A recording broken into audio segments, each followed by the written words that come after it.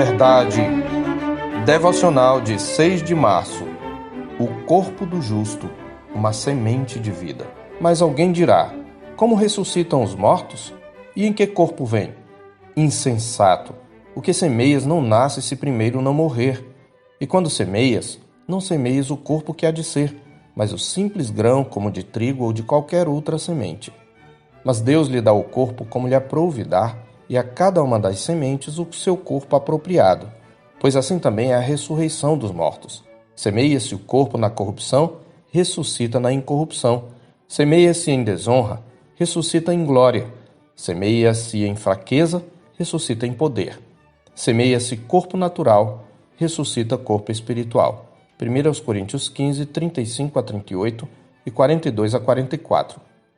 Não raramente, os escritores bíblicos usaram a revelação geral ou natural, a revelação de Deus na sua criação, para explicar verdades espirituais. Tais comparações são possíveis porque o mundo físico, acessível aos sentidos, e o mundo espiritual, invisível aos olhos, ambos criados pelo mesmo Deus, carregam um padrão de secreta afinidade.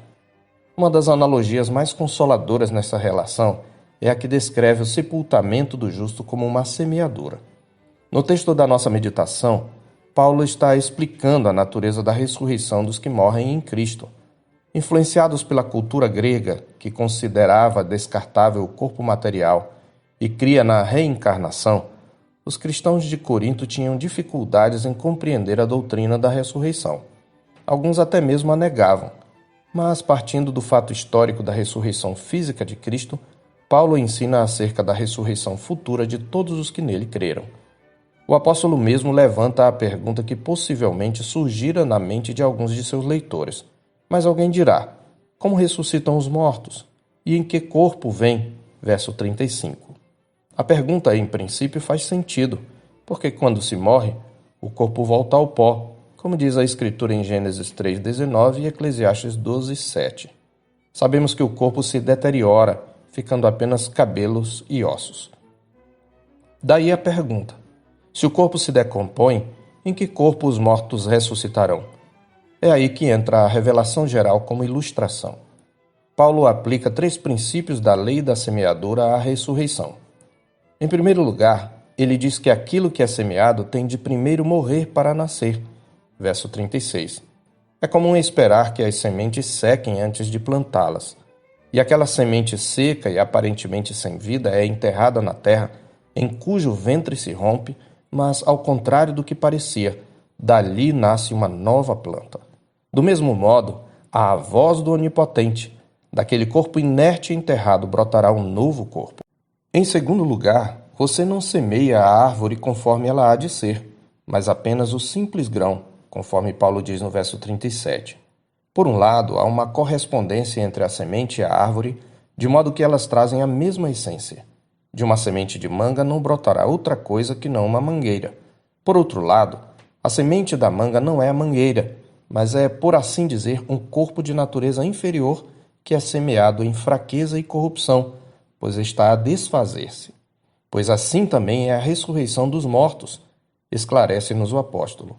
Semeia-se o corpo na corrupção, ressuscita na incorrupção. Semeia-se em desonra, ressuscita em glória. Semeia-se em fraqueza, ressuscita em poder. Semeia-se corpo natural, ressuscita corpo espiritual. Em terceiro lugar, Paulo ensina que cada semente recebe um corpo apropriado ao seu ambiente e função, no verso 38. Aqui ele amplia seu raciocínio, incluindo representativamente todos os seres criados, inclusive os astros.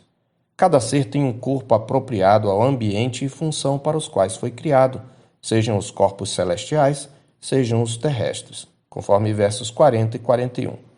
Aplicando-se à ressurreição, os que morreram em Cristo ressuscitarão com o corpo adaptado aos novos céus e à nova terra que Deus há de criar na vinda de Cristo.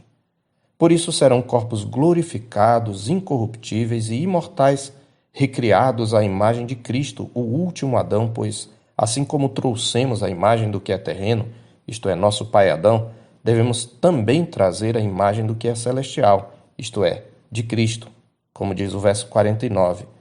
Povo de Deus, este é o nosso bendito consolo nestes tempos de mortandade.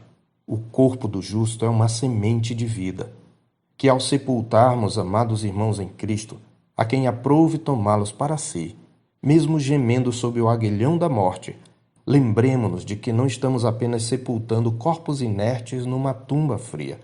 Antes, estamos semeando corpos corrompidos pelas consequências do pecado, na certeza de que um dia eles ressuscitarão em poder e glória incorruptíveis pelo poder do Cristo ressurreto. Naquele dia, quando ele se manifestar, seremos semelhantes a ele, porque haveremos de vê-lo como ele é, conforme 1 de João 3:2b. Então, conforme a promessa de Cristo em Mateus 13:43, os justos resplandecerão como o sol no reino de seu Pai. Quem tem ouvidos para ouvir, ouça. Eu sou o pastor Marcos Augusto, pastor da Terceira Igreja Presbiteriana de Boa Vista, em Roraima. Tenha um bom dia na paz do Senhor Jesus.